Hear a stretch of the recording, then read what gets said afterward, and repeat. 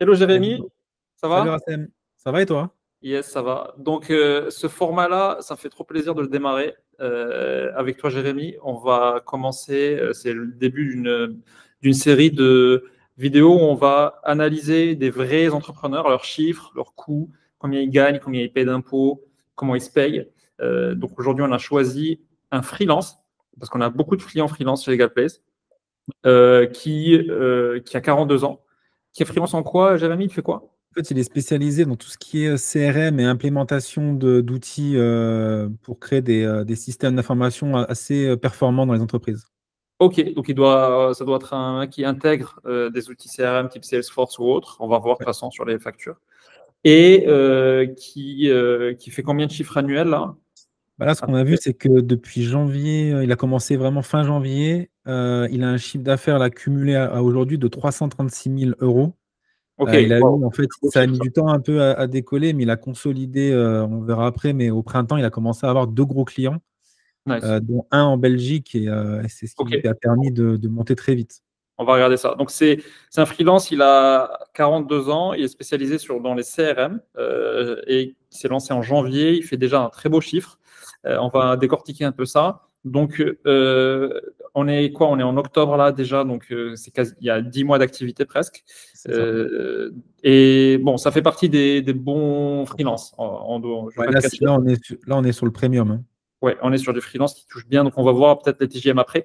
Est-ce qu'on peut regarder la partie transaction? Donc on va, pour ceux qui nous écoutent, on va décortiquer. Donc ça, c'est des vrais chiffres de vrais clients, bien sûr, anonymisés. C'est des mecs qui ont créé leur boîte chez Legal Place, qui utilisent nos outils pour la compta, peut-être même pour le compte pro. Du coup, on a tous les détails et donc on va plonger dans ça. Donc si tu peux rentrer dans les transactions.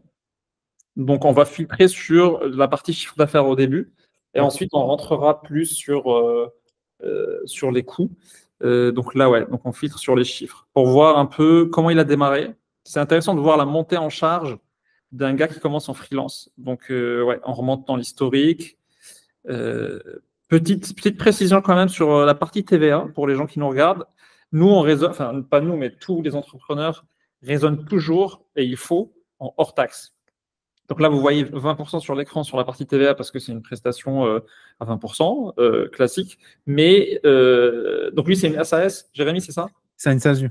Ouais. Ça se joue, ouais. Mais il faut savoir qu'il faut toujours raisonner en hors taxe. Quand tu dis un prix à un client que tu vas lui faire une devis à 10 000 balles ou à 2 000, c'est du hors taxe. Après, tu ajoutes la TVA parce que tous les professionnels ne parlent entre eux que de hors taxe parce que la TVA, ils ne la garderont jamais et ça va jamais être défalqué de leur hors taxe. Donc, quelque part, elle est neutre pour eux. La TVA, c'est que pour le particulier. Donc, quand sur une facture de 10 000, tu vas facturer 12 TTC. Mais quand tu vas te payer 12 000, les 2 000, tu vas jamais les garder. Donc, il vaut mieux toujours raisonner en hors taxe, que ce soit en paiement de factures que toi, tu dois payer, ou quand toi, tu es payé par tes clients, tu ne raisonnes qu'en hors taxe. Il y a beaucoup d'erreurs d'entrepreneurs que je vois où ils commencent à penser que leur chiffre, c'est le TTC. Et à la fin, quand la TVA est prélevée, ils ont très mal et ils n'ont même pas ce qu'il faut sur le compte en trésorerie pour la payer. Donc, raisonnez toujours en hors taxe. Tout ce qui est TVA, ne le comptez même pas, ne le considérez pas comme faisant partie de votre trésorerie. OK, donc là, on est rentré sur le chiffre. Mm. On voit bien qu'il y a une rentrée d'argent qui commence en janvier Ouais. et des prestations Malte, donc carte encaissement Malte. J'imagine qu'il a des clients via cette plateforme. Exactement. En fait, il a commencé en fait au début, il ne savait pas vraiment s'il allait pouvoir détecter un client stable dans le temps, donc il a voulu faire un peu d'extra. C'est un Oui, joli extra qu'on a ici quand même, mais il est arrivé à trouver une belle mission où il a pu aider des clients dont on n'a pas encore connaissance parce que c'est la plateforme Malte qui nous vire l'argent. La plateforme va prendre en fait des frais par-dessus. Et au fur et à mesure, nous, de l'année, on va pouvoir les suivre, ces montants-là. Et on va aussi, ce qu'on appelle faire de la ventilation, parce qu'en fait, il faut constater le chiffre d'affaires et les frais de la plateforme. Donc, c'est la petite particularité de Malte. Il faut savoir distinguer notre chiffre d'affaires réel hors taxe, comme tu l'as dit, mais aussi des frais de plateforme que Malte nous a pris. Et en fait, au démarrage, le client n'était pas certain que son client final allait être fiable. Donc, il a voulu se couvrir un peu en termes de trésorerie. Euh, pour te donner un peu des détails sur le profil de ce client, en fait, il a eu une longue carrière dans le privé. Il a eu une rupture conventionnelle et cette année, il n'a pas besoin forcément de se rémunérer. C'est pour ça aussi qu'il a fait le choix de la SASU. Ok. Et il essaie on va dire les choses comme elles sont, il essaie de coffrer un maximum. Oui. Et il veut se faire sa retraite avec des revenus passifs, investir dans l'immobilier, peut-être monter une holding avec nous. On pourrait peut-être le voir dans les futurs épisodes. Oui. Mais il essaye de travailler sur 2 fronts. Le front d'un client stable qui lui permet d'avoir un revenu assez stable dans le temps. Oui. Et il n'exclut pas pour l'instant de travailler sur des projets, on va dire, autonomes via Malte, parce que c'est une plateforme qui lui permet de trouver beaucoup de missions. D'accord. Il ne fait pas 35 heures par semaine, ça va se voir rapidement, ce client-là. Et on va voir aussi les impacts que ça a, notamment de trouver des clients en dehors de France, parce que c'est ce que ce client-là m'a expliqué, c'est qu'il est assez connu en Europe, en fait. Il est assez spécialiste dans son domaine. Ah, ok. Et Donc, février, là, on voit une ouais, prestation BE pour c'est ça, Belgique. BE pour c'est une société belge. C'est la Euh, même société à chaque fois? En fait, il passe par une société qui le place dans d'autres Ah, structures.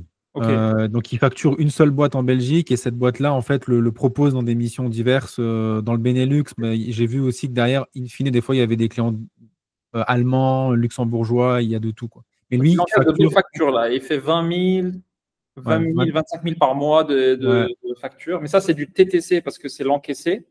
ouais, Donc, c'est en fait, c'est du TTC qui est aussi du hors-taxe dans son cas à lui, ah oui, oui, parce qu'il facture en Europe. parce que Une c'est de société. l'Europe. Donc, il n'y a pas de TVA. Exactement.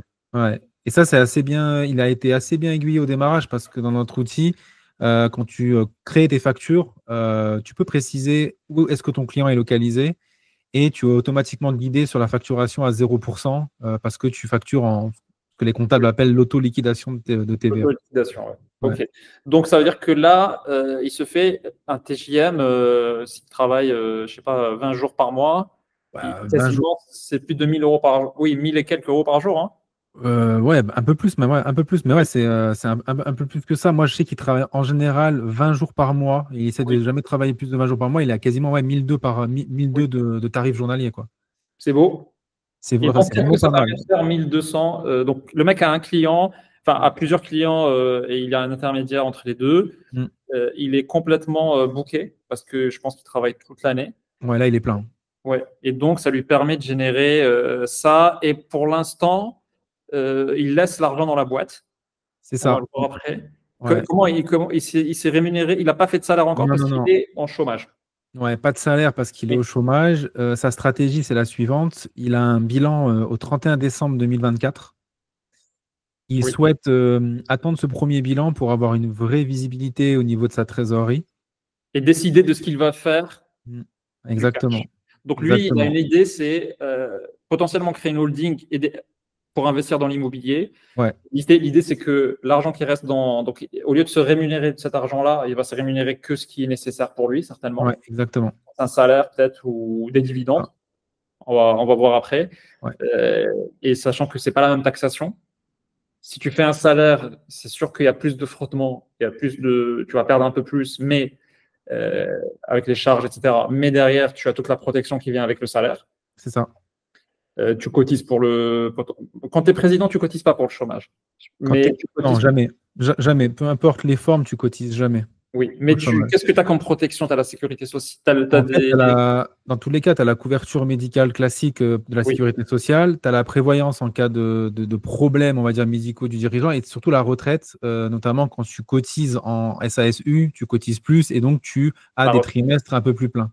Ok. Mais lui, je vais être aussi, parce qu'on donne les données, on a anonymisé comme tu l'as dit, mais on va être aussi cash sur la stratégie. Lui, il a été actif très tard dans sa carrière. Il n'a pas commencé à travailler avant l'âge, je crois, de 30 ans. Ah Et en ouais. fait, ouais, parce il a un peu vagabondé, il a un peu fait le tour du monde, il a voulu un peu s'inspirer d'autres cultures. Oui, il est Et bien payé pour quelqu'un qui a vagabondé jusqu'à 30 ans. ouais, mais pendant 10 ans, après, de 30 à 40 ans, il était focus sur son CDI. Oui. Il a, il a, il a Son accumulé, portefeuille c'est ça. son Il a réseau et sa accumulé, ouais. expertise.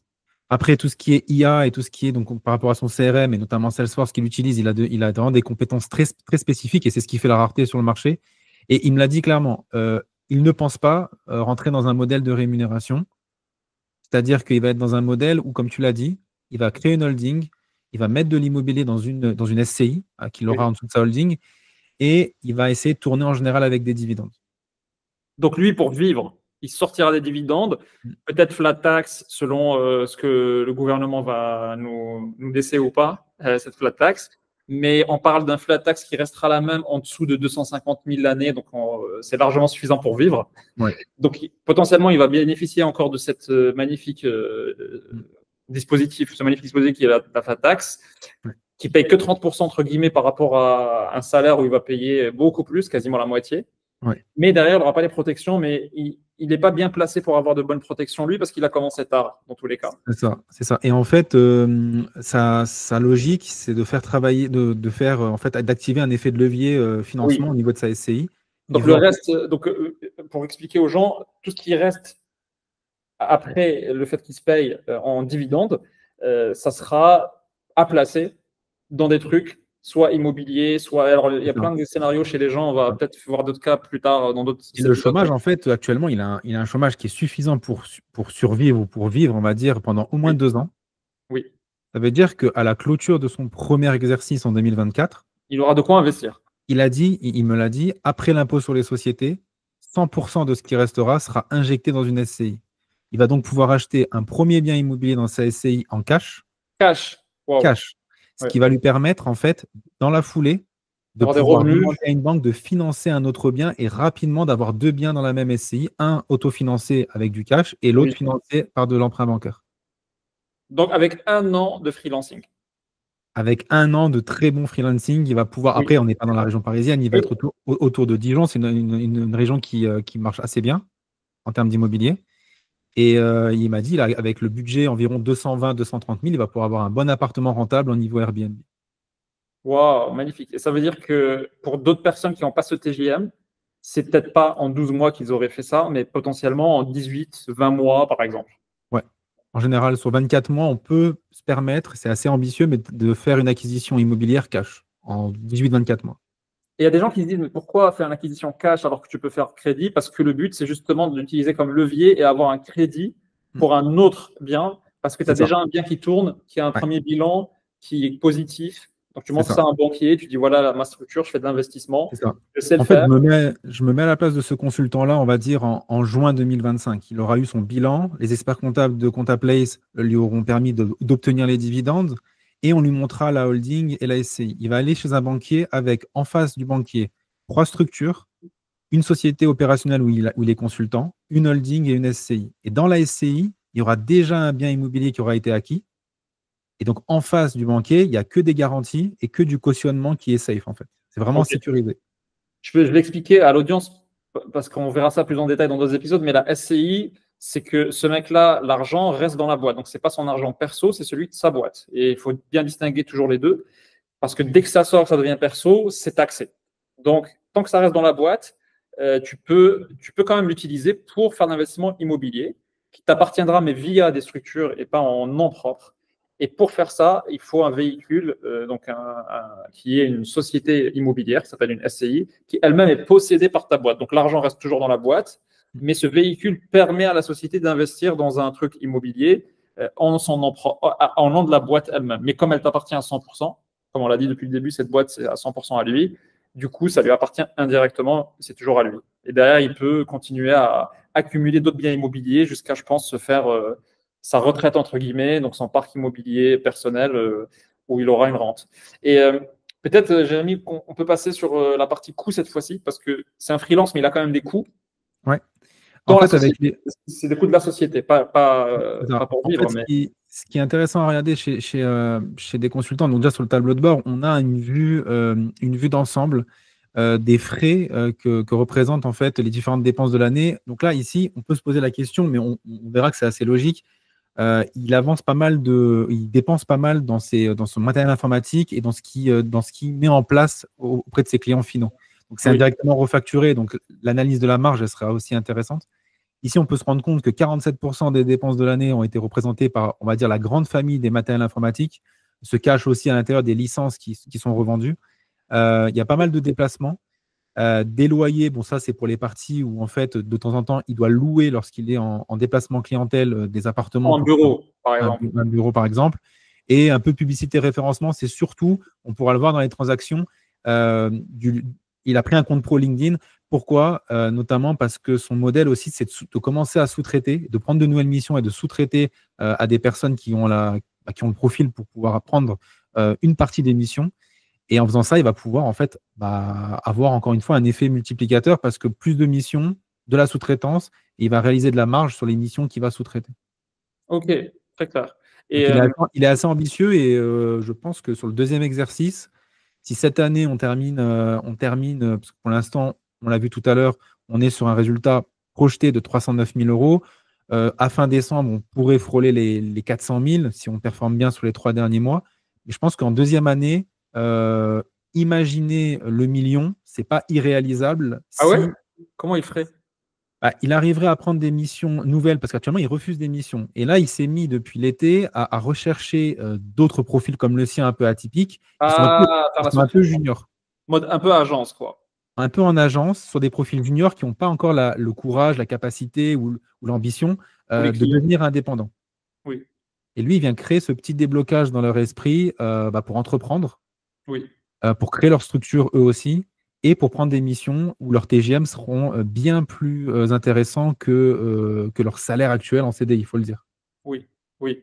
Et ça, c'est des plans de développement pour grossir, mais déjà, c'est une hyper bonne performance. Alors après, il aura le choix entre garder ce niveau-là, mais il ne peut pas augmenter beaucoup le TGM, j'imagine. C'est déjà un TGM assez élevé. Ouais. Et il ne peut pas prendre plus de 20 jours par mois parce faut pas déconner, il faut dormir un peu. Mais et donc, soit il continue comme ça, qui est vraiment de belles perfs, et petit à petit il construit son petit empire immobilier, soit il a plus d'ambition, il recrute soit en freelance, c'est pas un vrai recrutement, soit en vrai salarié. Là, ça devient une autre boîte, ce n'est plus une boîte de freelance, c'est une boîte avec des salariés. Et il commence à être dans un modèle de petite agence où il y a quand même de la gestion humaine. C'est-à-dire qu'il faut qu'il gère ses gars, s'ils sont dispo, pas dispo, malades, tatati, productifs ou pas. Mais ça permet de faire un levier et de devenir plus gros. Mais avant de rentrer dans ça, peut-être j'ai mis juste sur les coûts pour qu'on explore un peu ensemble le truc. Donc il y a un peu de déplacement, j'imagine ça c'est voiture, ou train, avion pour aller voir ses clients. C'est Mais le ça. matos, c'est intéressant de dire que tous les coûts informatiques qu'il a, son smartphone, son PC, ses outils auxquels il doit se connecter, etc., aux formations qu'il prend, etc., c'est des choses qui vont rentrer dans les coûts de sa boîte. Il ne va pas débourser de sa poche. Et ça veut dire qu'il paye que le hors-taxe aussi. Les gens ne connaissent pas forcément ça, mais Exactement. quand ils En fait, achètent un iPhone, tu ne payes pas le TTC que le prix que les gens voient, mais tu payes ça moins la TVA, ce qui revient moins cher. Exactement. En fait, pour tous les produits digitaux ou physiques, donc ordinateurs, tablettes, les licences qu'il achète et qui sont vendus par des structures françaises, effectivement, il récupère la TVA dessus. Oui. Par contre, il y a des licences qu'il paye, ou du moins où il est abonné, qui sont situées dans d'autres pays autres que la France, donc en Europe Oui. en Là, général, il y aux avait Pays-Bas, en Irlande, et là, il n'y aura pas de TVA. TVA, ouais. Mais Jérémy, du coup, ce mec-là, ce qui est intéressant, c'est que quand il se paye de quoi vivre, pour l'instant, c'est le chômage, mais après, ce sera les dividendes. Hmm. Quand on dit de quoi vivre, ça n'inclut pas le matériel dont il a besoin pour bosser. Ça inclut Non, vraiment sa vie perso, c'est ça. c'est-à-dire le loyer s'il ne possède pas sa maison, c'est sa bouffe perso. Pas quand il est en clientèle ni en déplacement, mais quand il est chez lui tranquille. Hmm. Et tous les coûts de vie à côté. Mais les coûts pro, il n'a pas besoin de se payer pour les payer parce que c'est la boîte qui les prend en charge. Donc ça, Bien c'est sûr. important. Ouais. Et du coup, pour faire des calculs rapides, donc si le mec fait 350 000 et que, imaginons, il n'est plus au chômage, il doit se dire, je paye en dividende, mettons qu'il a besoin de 3 000 par mois pour vivre, ou disons 4 000 net. 4 000 net, ça fait 48 l'année. Ouais. Donc ça veut dire qu'il faut diviser par… 4 000 nets sur une structure de type SASU, en fait, il faut le diviser par 1,80 pour voir le coût total que ça représenterait avec les charges sociales à l'intérieur. Parce que je le c'est rappelle, des dividendes. en salaire. Oui. Mais si c'est En- des dividendes qui se versent, moi je veux savoir combien il lui resterait de résultats nets à la fin. Combien de cash il lui reste dans la boîte après dividende, tu vois. Par exemple, si on va faire un exemple simple, on va prendre ces 309 000 euros ici. On va prendre 309 000 pour être plus Oui. simpliste dans l'analyse. Oui. Sur 309 000 euros, on va avoir deux tranches d'imposition. Il faut le rappeler comment fonctionne l'impôt sur les sociétés en France. Vas-y. On a une première tranche à 15% d'impôt sur les sociétés et une deuxième tranche à 25%. Encore Oui. une fois, toutes choses étant égales par ailleurs, il y aura des lois de finances nouvelles qui pourraient arriver, mais normalement, ça Bouger sera les chiffres. conservé. On enregistre ça à mi-octobre 2024. C'est ça. Donc, sur la première tranche, à 42 500 euros, c'est la classique. 42 500 multiplié par 15%, ça nous donne 6 375 euros. Ok. Donc, sur ces 6 375 euros d'impôt sur les sociétés, ça, c'est la société qui paye. On nous pose aussi souvent la question, qui paye l'impôt sur les sociétés? C'est la société qui paye avec l'argent de la boîte. Et là, tu as calculé, Jérémy, sur une marge annuelle qui fait de résultat de 309 000, c'est ça? Ça, je suis parti de 309 000. Oui. Et tu as appliqué les 15%. 15% sur 42 500 euros. Oui, sur la première tranche. OK. La première tranche. Ensuite, je vais faire 309 000 euros moins 42 500 et ça me fait 266 500 euros. Ça, c'est la tranche numéro 2. Et là, c'est 25%. J'applique 25% et ça me fait, c'est assez impressionnant, mais ça fait quand même 66 625 euros d'impôt sur les sociétés. Qui doit payer de ces 309 000. Il doit payer. Donc, j'additionne 66 625 plus 6 375, ça me fait un chiffre tout rond, 73 000 euros d'impôt sur les sociétés. OK. Donc ça, à la fin de l'année, il constate qu'il a fait 309. On lui dit, nous, sur LegalPace Pro, voici l'impôt que tu vas payer cette société. C'est prélevé par l'État et il lui reste un résultat après impôt de… Donc, 309 000 moins, nos 73 000 euros tout rond, il lui reste 236 000 euros. Et là, c'est très intéressant de voir les deux choix qui s'offrent à lui. Premier choix, prendre des dividendes. C'est-à-dire faire un cash, entre guillemets, un cash out total. C'est-à-dire je prends le total de bénéfices et je prends tout en dividendes. Ça devient de l'argent perso. C'est ça. Ça serait assez dur parce qu'en fait, on aurait sur ce total-là de 266 500 euros, donc 266 500 euros qu'on multiplie par 0,3 de flat tax, sous réserve qu'elle reste à 30%. Non, attends, c'est 236 000, Jérémy. 236 000 euros. Oui. 236 000 euros. Pour moi, les 30%. Donc, flat tax, on paye 30%. Et là, c'est la personne elle-même qui paye. C'est personnellement 70 000 euros à payer en direct. Donc, ça, tu reçois dans ton compte bancaire d'abord les dividendes, c'est-à-dire 236 000 euros. Et ensuite, à la fin de l'année, quand tu as fait ta déclaration, etc., les impôts souvent, c'est à la source. Souvent, tu ne vas pas percevoir 100% de ces dividendes-là. Tu vas souvent en fait lever et libérer, vu ce montant-là, on parle quand même de 70 000 quasiment euros de flat tax dans notre cas présent. Exactement. Et là, mais par contre, là, c'est de l'argent perso, c'est bon. Tu as payé tous les impôts dessus, c'est à toi, tu peux faire des achats en direct de trucs personnels.